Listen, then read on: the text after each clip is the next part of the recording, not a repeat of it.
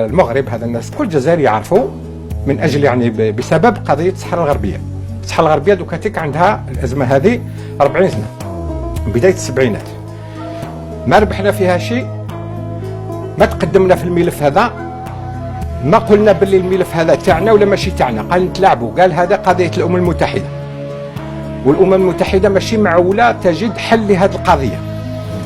المغرب دا الارض، احنا دينا الشعارات، قال احترام حريه تقرير المصير للشعوب، قاعدين يعني كما قلت لك واحد الاخت استعملت الصوره لا بروا اي لومبر، المروك دا لا بروا الفريسه وحنا دينا الهضره.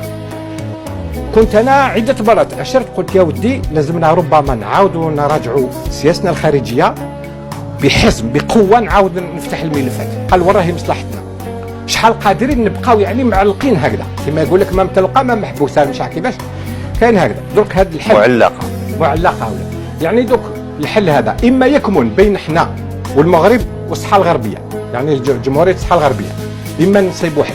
40 سنه الامم المتحده ما صبتناش حل وما راحش تصيب حل، والامم المتحده اللي تسيرها مجلس الامن، اعضاء المجلس الامن كلهم يعني تبناو الموقف المغربي ماشي الموقف الجزائري.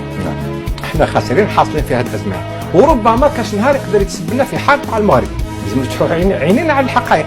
والمغرب باستطاعته ان يعلن حربا على الجزائر، لكن هل الجزائر ممكن باستطاعتها، انا اسال لا، لكن هل الجزائر قادره تعلن الحرب على هذيك المشكل. دوك حنا دوك شغل الدوله تاعنا قلنا ما كاين ملفات يعني دي دوسيي ريزيرفي يشوف فيهم رئيس الجمهوريه، الشعب ما عندوش